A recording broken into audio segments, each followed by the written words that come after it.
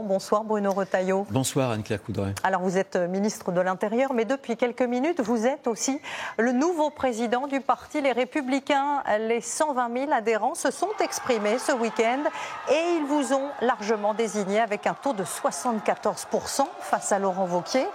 Il y a un an, Bruno Retailleau, votre parti a failli disparaître après le séisme du départ d'Éric Ciotti chez Marine Le Pen. Est-ce que vous avez réglé les querelles de famille une bonne fois pour toutes? Écoutez, en tout cas, c'est une étape importante. Et vous savez, la plus grande fierté de ma campagne, de cette campagne, c'est que je voulais faire revenir à nous des gens qui nous avaient quittés. Et ils sont revenus. Donc, ce que l'on peut faire avec des militants, je suis sûr que demain, dans une autre étape, on pourra le faire avec des électeurs que la droite, trop souvent, malheureusement, a déçus. Déçus parce que la droite n'a pas tenu ses engagements. Et je pense que, précisément, on pourra les faire revenir à la condition qu'il y ait une ligne politique claire, qu'on arrête de s'excuser et qu'on travaille d'arrache-pied pour proposer aux Françaises, aux Français, une perspective et surtout une rupture pour que demain la France puisse se relever. Justement, vous parlez de ligne politique. On va écouter votre concurrent Laurent Wauquiez, qui s'est exprimé. Il vous félicite, mais il vous met aussi en garde. Écoutez. Ma conviction reste la même. Il faut rassembler toute la droite et il faut porter un procès de rupture. Et nous ne pourrons le faire si nous sommes dilués dans le macronisme. Bruno Retailleau, est-ce que vous allez vous diluer dans le macronisme? Et d'ailleurs, est-ce que vous restez au gouvernement? Cette question, elle est tranchée. Est-ce qu'on peut faire 74% dans un cercle de militantisme? C'est-à-dire, ce sont nos adhérents qui ont tranché à 75%. La question, je considère que si ils ne voulaient pas que je sois au gouvernement, alors ça aurait été un désaveu. Laurent a fait largement sa campagne sur ce sujet-là.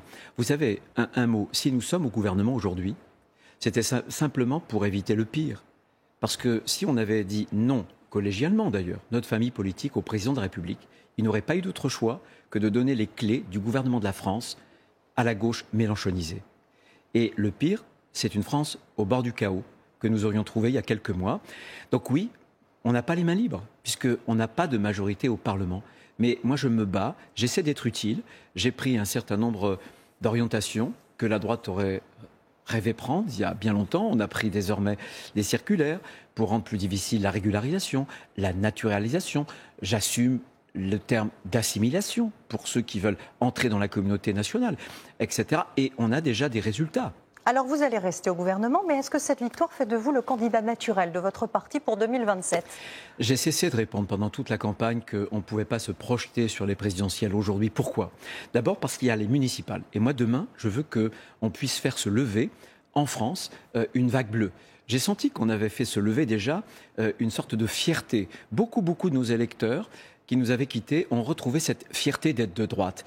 On a pu leur parler et on était crédibles. Et puis, il y a aussi un autre point qui est fondamental, c'est de travailler. Moi, ce que je veux, c'est qu'on puisse rebâtir des nouvelles propositions pour les Françaises, pour les Français. Moi, je veux porter les aspirations de cette France, la France des honnêtes gens. Vous voyez, c'est celle qu'on n'entend plus parce qu'elle ne fait pas de bruit. Vous avez tout de même beaucoup régressé ces dernières élections au niveau de votre parti. Édouard Philippe a appelé ce week-end, c'était hier à Marseille, à la création d'un grand bloc républicain et démocrate. Est-ce que face à la force du Rassemblement national qui, lui, augmente dans les élections, vous n'aurez guère le choix? Il faudra trouver des alliés. Est-ce que vous êtes d'accord avec cette ligne? Écoutez, moi je n'ai jamais cru aux accords d'appareil. Moi je pense que la vie politique, ce qui la structure, précisément, ce sont les convictions. Et si on impose une ligne claire... Vous êtes prêt à rejoindre d'autres familles politiques? Non, mais moi je veux travailler parce que je pense que notre famille politique, elle est à même aujourd'hui de porter notre projet pour la présidentielle. Donc vous irez et je serai un artisan justement de ce succès, en tout cas de ce travail. J'ai sillonné la France, croyez-moi, la France... Elle ne penche pas à gauche, elle penche à droite. Justement. Les Français beaucoup de Français veulent justement nos solutions, nos propositions. Alors justement, et nous les porterons. Il y a une situation qui souligne combien les forces de l'ordre sont impuissantes ces dernières semaines. C'est la question des rodéos urbains. Hier, un gendarme a été percuté. La semaine dernière, c'est un pompier qui était entre la vie et la mort. Qu'est-ce que l'on peut faire face à ces véhicules que l'on ne peut concrètement pas arrêter de l'aveu des forces de l'ordre? Deux choses. D'abord, depuis que je suis arrivé, on a, à Beauvau, on a augmenté de plus de 55% la saisie des véhicules utilisés par ceux qui font les rodéos. Et dans quelques jours, dans même 48 heures, j'enverrai à toutes nos forces de l'ordre une nouvelle instruction qui va leur permettre précisément de poursuivre celles et ceux qui font ces rodéos et qui mettent en vie la vie de beaucoup de Français, en cause la vie de beaucoup de Françaises et de Français. Question sur la prison proposée par Gérald Darmanin en Guyane pour les narcotrafiquants et les détenus les plus radicalisés. Est-ce que c'est une bonne idée de les éloigner de milliers de kilomètres de la métropole? Excellente idée. J'applaudis à cette idée. Vous savez que ce texte narcotrafique, je l'ai préparé depuis longtemps au Sénat, il y a plus de 2 ans. Nous avions lancé la commission d'enquête. On a travaillé au coude à coude avec Gérald Darmanin pour faire en sorte que ce fléau, qui est un fléau qui est la cause racine de l'hyperviolence en France. Vous savez que désormais, ces criminels, ces narcotrafiquants utilisent, entre guillemets, des gamins. Ils les recrutent comme tueurs à gages. Ils ont 14 ans, ils ont 15 ans. On le voit bien, ceux qui sont tués sont de plus en plus jeunes, ceux qui tuent sont de plus en plus jeunes.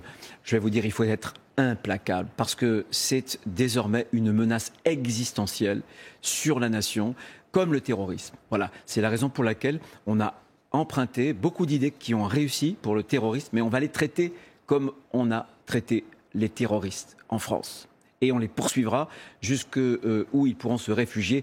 Amra, vous savez, on l'a cherché et on l'a récupéré, on l'a interpellé. Il était à Bucarest. Et on a fait plusieurs dizaines d'interpellations. L'un de ses complices, on est allé le chercher, écoutez-moi bien, en Thaïlande.